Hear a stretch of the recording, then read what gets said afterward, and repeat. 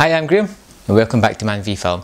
Now this is the top 10 movies that are available to stream right now on the UK Netflix. I'm not sure about other territories, but right now these are available for you to watch, and I suggest that you watch them. They're some of the best movies that I think are on Netflix. Man versus Film. Straight in at number 10 is Walter Hill's 1970s movie The Warriors, about a small gang who get stranded in the middle of New York, framed for a murder they didn't commit, and have to make it home while almost all other gangs are after them. This is a fun action movie. It's quite violent as well, but it's something that I keep going back to every couple of years and I always enjoy it, and it's one of Walter Hill's best. Straight in at number 9 is Ferris Bueller's Day Off, one of the best characters ever created to celluloid. Matthew Broderick is absolutely fantastic as the lead character Ferris, and his shenanigans and actions all the way through the movie are just something that you just think, that's cool. It's never going to happen. It's a John Hughes movie, and as you know, I love John Hughes movies. I recently picked up a couple on Blu-ray. I'll need to pick up Ferris Bueller at some point, but at the moment it's on Netflix, so that'll keep me going. Number 8 is 1995's Clueless, starring Alicia Silverstone. This is an update of Jane Austen's novel Emma, and it's a thoroughly entertaining movie. It really touches a lot of bases, and it's probably more prominent now than what it was back then. It's a really fun, enjoyable movie. Number 7 is a guilty pleasure of mine. It's a movie called Fired Up, and it's a movie that I want more people to see. The plot, there's not really much of a plot, but the plot is that two football players, rather than spending their summer playing football, they want to go away to cheerleading camp because they think it's a better way to pick up women. And that's pretty much the plot of it. It's harmless, it's fun, it's very funny, and it's got some two likeable lead characters. Number 6 on my list is Harlem Nights. It's an Eddie Murphy movie starring Richard Pryor. It was written by Eddie Murphy, stars Eddie Murphy, and it was directed by Eddie Murphy. So his fingerprints are all over this movie, and it's a throwback to 30s gangsters movies. And it's a little bit violent, but it's very funny at the same time. It's one of the last few movies where Eddie Murphy was still funny and, you know, relevant. You should definitely check it out. Number 5 is a little known Danish movie called Clown.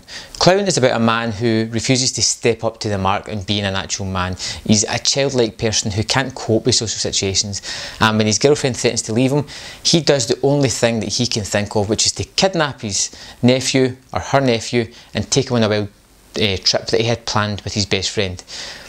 This is a rude, crude, very funny movie, and it should be experienced, should be seen. Apparently it's based from a TV series which I haven't seen, but the movie itself is absolutely fantastic. At number 4 is a thriller that I really just could not stand on first watching, but in second watching I realised that it was an actual masterpiece of movie making.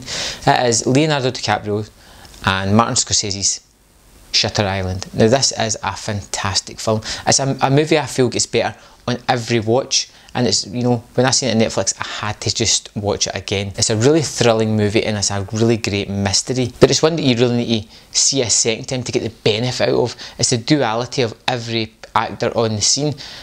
I wish I could spoil it for you, but I better not because I'd hate that myself, but definitely check this thing out. At number 3 is recently added to Netflix, and that's 22 Jump Street, one of the best sequels I've seen in recent years. It ups the ante on everything that the first one did, and it has this end credit scene that is the best I've ever seen in any movie. You should definitely check out 22 Jump Street. At number 2 is a movie that I did a review for not long ago, and it is one of the best movies that I've seen. I seen it in the cinema and it was a real crowd pleaser, and that is 1990's Tremors, which stars Kevin Bacon and Fred Ward. And if you haven't seen Tremors, watch it. Watch it as soon as you can. And remember, this thing is a comedy first and foremost. It's advertised as a comedy, thriller, horror, western. It is a comedy. It's about giant worms under the ground attacking this small town of people. And number 1 on my list for April 2015 is Iron Man 3, because this month Avengers 2 Age of Ultron is going to land on the big screen and it should be a phenomenal success. Iron Man 3, definitely watch that. That's going to lead directly into Age of Ultron, and it's a must watch if you're going to be seeing Avengers 2. I can't wait to watch these movies. I'm going to revisit all the Marvel movies on the way up to that to get my excitement really building for Age of Ultron. And if you just want to click the subscribe annotation, it's going to pop up here. You'll be able to get my Age of Ultron review as soon as it becomes available. And I will see you next time on Man v Film.